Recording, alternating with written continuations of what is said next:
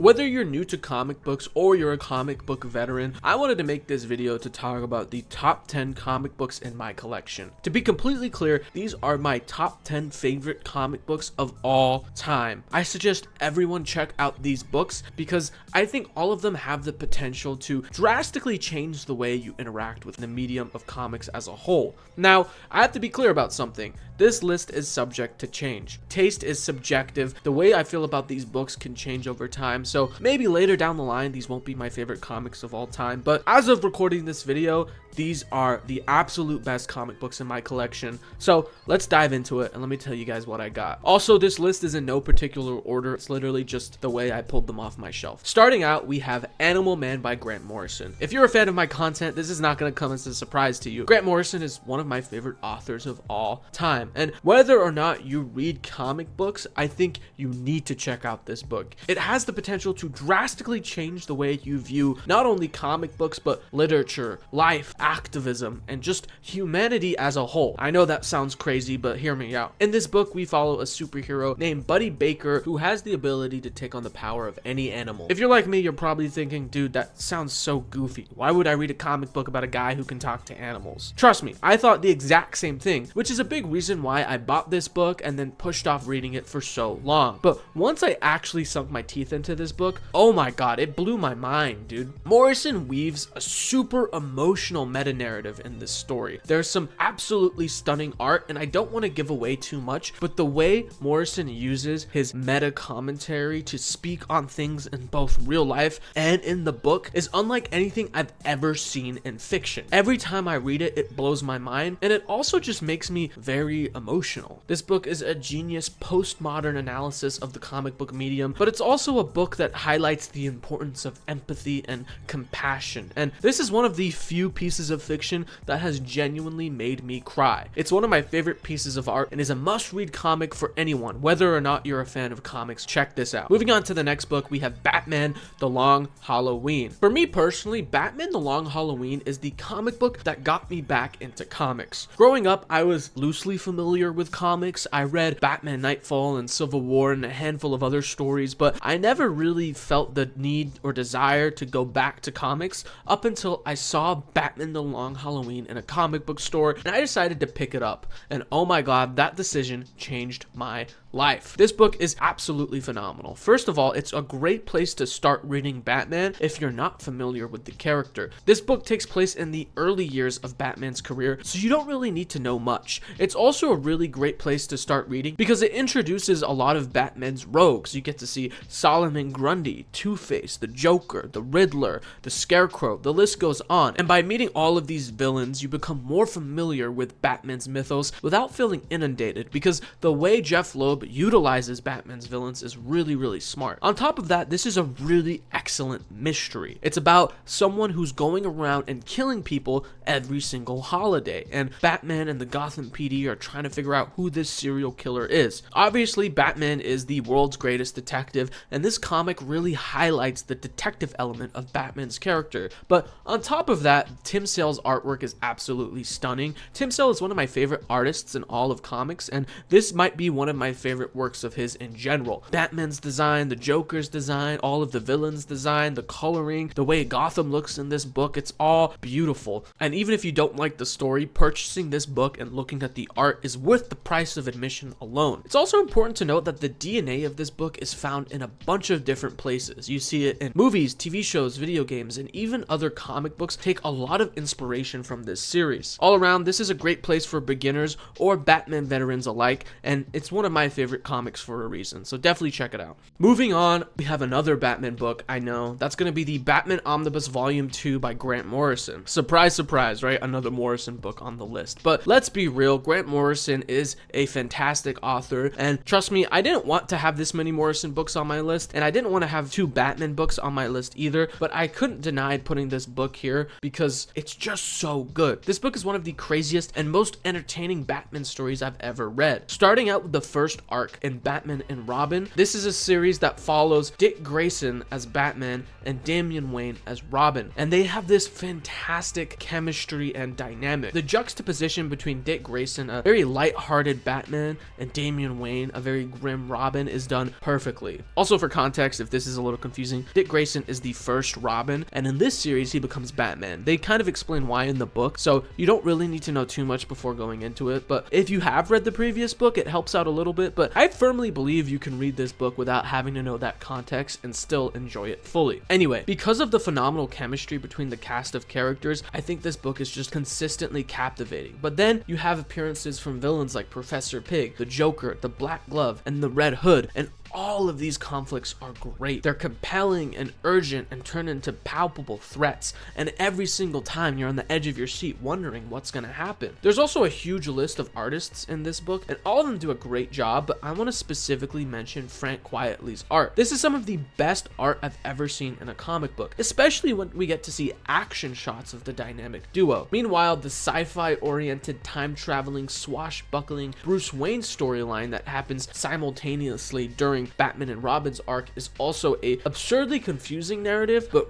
really entertaining. Each Bruce Wayne story shows Bruce Wayne in a new historical backdrop, and while these issues are a little confusing, it's also really impressive given how Morrison creatively recreates all of these different historical moments. And of course, that time-traveling Bruce Wayne story collides with the Batman and Robin story to create this fantastic ending that has a spectacular payoff. I know that's a lot of yap, but trust me, this is definitely worth checking out, and I even made a full-fledged YouTube video about it if you're interested in a more thorough analysis of Grant Morrison's Batman. Moving on to the next book in my list, I have Doom Patrol, another Grant Morrison book. I'm sorry, but can y'all guess who my favorite author is? It's Grant Morrison. But if you know anything about Grant Morrison, or you've watched the Doom Patrol TV show, you're gonna know this book is all over the place. And reading this book made me feel everything. I was upset, I was confused, I was frustrated, and I was off-put at times. However, in other moments, I was astonished, enthralled, and just laughing my ass off. Morrison's writing is bizarre, esoteric, and at times downright unintelligible, but if you look past the symbolism, you'll find a story in this book. And at its core, that story is about a band of misfits, a group of characters who, despite their flaws, are deeply relatable and empathetic people. And when I was too confused about Morrison's intergalactic space crawl, I never wanted to give up reading this book because of the characters. Sure, the book doesn't take itself too seriously, but it still manages to be one of the most emotional experiences I've had reading comic books. And a big reason for that is because Grant Morrison's writing is all over the place. Morrison knows how to make you feel things, and that's why I love this book so damn much. It's so good that it literally inspired an HBO TV show. Definitely check this book out if you're looking for some trippy, psychedelic, yet emotionally potent stories about a fantastic group of characters. Moving on to the next book, this is the first Marvel book on my list. It's Daredevil by Brian Michael Bendis. With the upcoming release of Disney's new Daredevil TV show, this is the best time to start getting into Daredevil. A lot of people are probably going to recommend you read Frank Miller's Daredevil, which is a good run, but I think Brian Michael Bendis' run on Daredevil is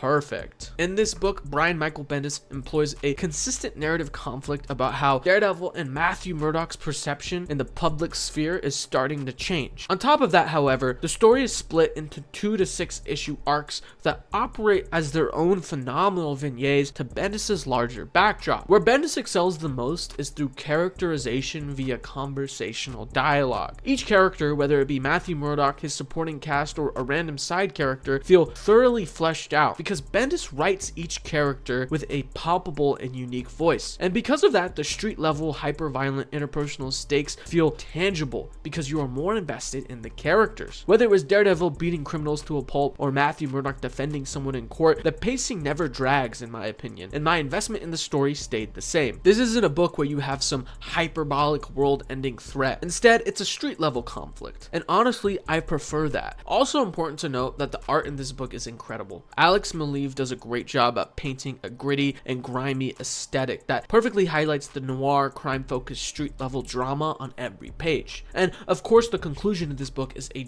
earth-shattering, jaw-dropping revelation that had me running to Brubaker's follow-up to see what happens next. All around, this book will just make you appreciate both Daredevil and Matthew Murdock in a way you probably haven't before, and I highly suggest anyone check this one out. Moving on to another Marvel book, I have Fantastic Four by Jonathan Hickman. Here's a little insight into my life, but this book is actually the reason that I make content. The first time I finished reading this book, I was so in awe of how good it was. I had to talk about it. I felt the need to get this off my chest. So I ran to TikTok to fanboy about how good it was, and that was actually the first piece of content I ever made, a TikTok review about Jonathan Hickman's Fantastic Four. In this book, we get to see what happens when the smartest man alive tries to right his wrongs with a multiversal time machine. This book is an epic and grandiose sci-fi spectacle filled to the brim with insane concepts. And this is also the book that made me realize that Jonathan Hickman may be one of the greatest working comic authors of all time. With each issue, Hickman lulls you into his story with this insanely epic scope. You have Doctor Doom, Galactus, the Annihilation Wave, the Negative Zone. But even if you haven't read a Fantastic Four comic before, Hickman gives you the necessary context to make sure that these epic concepts don't go over your head. So when the payoff finally comes around, it feels earned. But what this book does exceptionally well is characterize the core four. This is Marvel's first family, after all, and Hickman ensures that the emotional beats stay consistent. In one moment, you'll be laughing out loud, while in the next issue, you might find yourself emotionally wrecked. Not only is this book a roller coaster of emotions, but it's also a bombastic thrill ride through and through, and I can't recommend it enough. Moving on to the next book, you've probably seen this on a bunch of lists, but I'm gonna say it anyway. That's Ultimate Spider-Man by Brian Michael Bendis. Simply put, this is the best way to read Spider-Man, in my opinion. This book is a 2000s retelling of Spider-Man's origin story set in the Ultimate Universe. Being an origin story, when I first read this book, I was worried it would feel like it was treading familiar ground, but I'm happy to say I was really intrigued with every aspect of the book. Bendis' recontextualization of Peter Parker's high school life is done in a way that feels relatable and more fitting than it ever did in Silver Age comics. Peter's cast of high school peers and the drama that ensues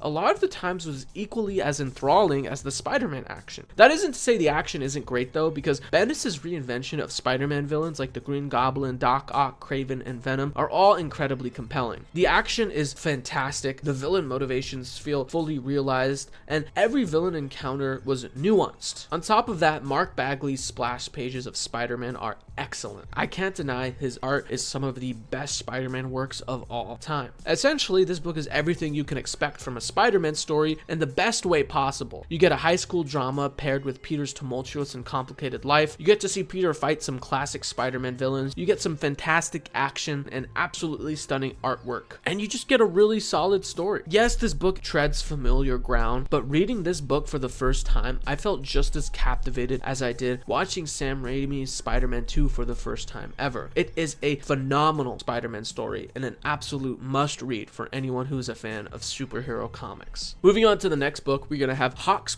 by Jonathan Hickman. Yes, another Jonathan Hickman book, but this is a really interesting book because this book is Hickman's attempt at essentially creating a new starting point for people to want to read X-Men comics. The way Hickman approaches this is by creating a very confusing story, I'll admit. He takes different timelines and high-level sci-fi concepts to create a new chapter in the mythos of X-Men, but it has some of the most exciting ideas I've ever seen in comics. You get in-depth explanations of anti-mutant technology and how it relates to the evolution of AI. This book poses philosophical questions about rebirth, individuality, and religion. This book also has some interesting ideas that interrogate nationalism, nation sovereignty, and the notion of geopolitical borders. The truth is that when you start reading this book, you're gonna have more questions than answers. But as the story slowly comes together piece by piece, you'll be rewarded for paying attention and reading with patience. The X-Men have a huge cast of characters, and this story does a good job at balancing all of them and making them feel new reader accessible, with Professor X and Magneto being at the forefront as the primary cast. In my opinion, this is the best place to start reading X-Men if you haven't read X-Men before. A lot of people are going to disagree and say, oh, you should read the Claremont stuff, but I think you're going to be equally as confused if you've read Claremont or not. The point is, recognize you're going to be confused when you read this book, because it's kind of told like a Tarantino Tarantino movie in the way that things happen out of order, but when you finally understand the reason that things are happening, you're gonna have this super satisfying aha moment, and it's such a fantastic way to kick off a new era of X-Men. It's one of the most unique books I've ever read, and it sets up a super interesting status quo that I absolutely love. Moving on to an Image comic, we have Black Science by Rick Remender. This book essentially asks the question, if a series of infinite realities existed, in how many of those realities would you make the same mistake? Off the bat, this might be one of the most engaging comics I've ever read because of the way it poses philosophical questions about life. In this story, Remender sets up a multiversal reality that follows a group of scientists who just want to make the world a better place by exploring uncharted realities. Obviously, that comes crashing down in the worst possible way. In today's day and age, the multiversal trope feels like a very fatiguing concept. I'm not gonna lie. We've seen it time and time again in movies and TV shows. But in only 43 issues, Remender plays around with the different layers of his world in a way that's super unique. It's not like other multiverse stories, I promise you. And because Remender has such a huge toolbox at his disposal, each issue is riveting, exciting, and new. And on top of that, Remender isn't afraid to let the consequences of our characters' actions have incredible weight behind them. There are so many moments reading this book where I was genuinely shook by some of the character moments and set pieces of the story. On top of that, there's so many philosophical questions in this book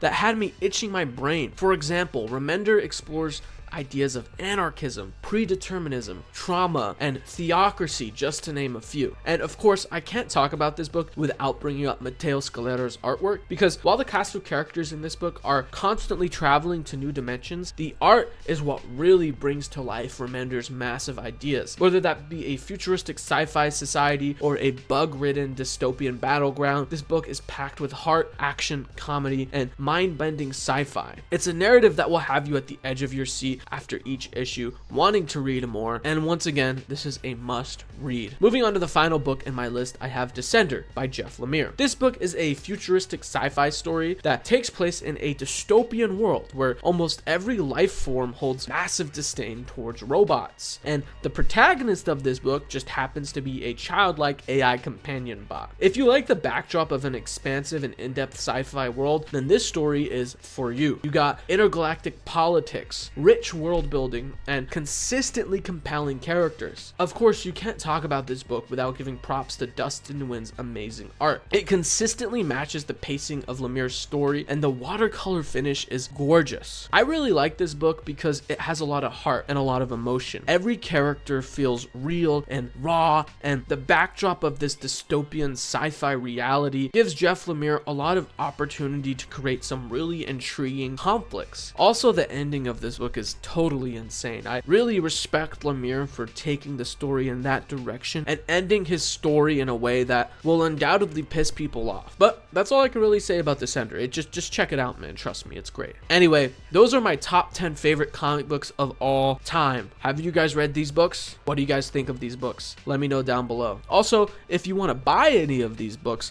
make sure to check out the channel sponsor, Organic Price Books. It's a great place to buy collected edition graphic novels, omnibus editions, oversized hardcovers, and more, and you can use my code YUHU on checkout for extra discounts. As always, hope you all enjoyed. Thank you for watching.